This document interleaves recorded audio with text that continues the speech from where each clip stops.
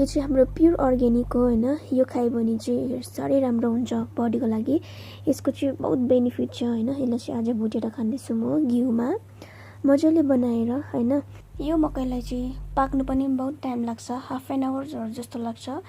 So किनभने बिस्तारै सानो फ्लेम गरेर पकाएर खानुपर्छ हैन। अब काँचो काँचो खायो भने चाहिँ हैन बिमार पनि हुन्छ, डायरियाहरू हुन्छ, लुज मोसन भनौँ न। अन्त सो त्यही भएर चाहिँ बहुत टाइम लगाएर पकाएर खानुपर्छ।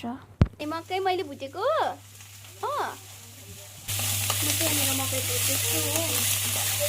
पुरा गरम छ यता चाहिँ।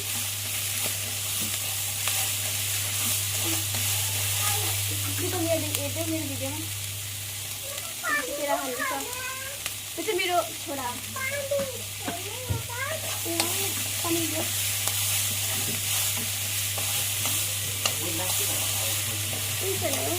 पानी आएको छ जस्तो लाग्यो आइसमा।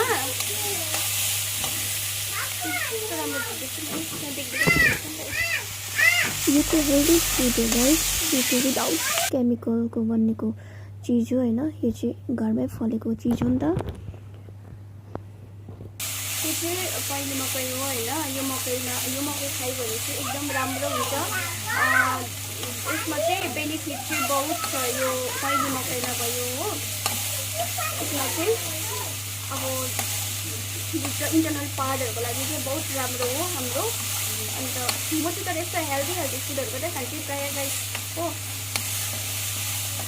प्रायः चाहिँ बस्तीको कुराहरू खान्छु। अहिले म यो चाहिँ खानुको लागि चाहिँ कहाँ आएको छु भन्दाखेरि चाहिँ आमाको घरमा आएको छु।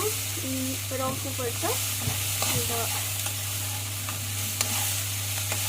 अघि भर्खर आएको हो। बनाउँदैछु म।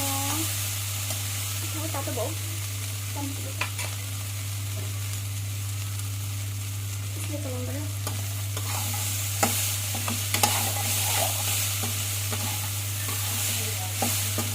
मेरो आमा जन्मेको घर नि त यहाँ चाहिँ। पहिला चाहिँ तर अर्कै घर थियो होइन। तर अहिले चाहिँ अर्कै बनाएको छ हो।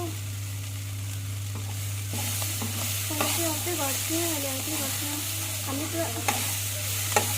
पुरा मजा आउँथ्यो पहिला यहाँनिर। सबैजना हामी त्यतातिर हुँदा थियो। तर अहिले त सबैजना आफ्नो आफ्नो घरमा छ हो।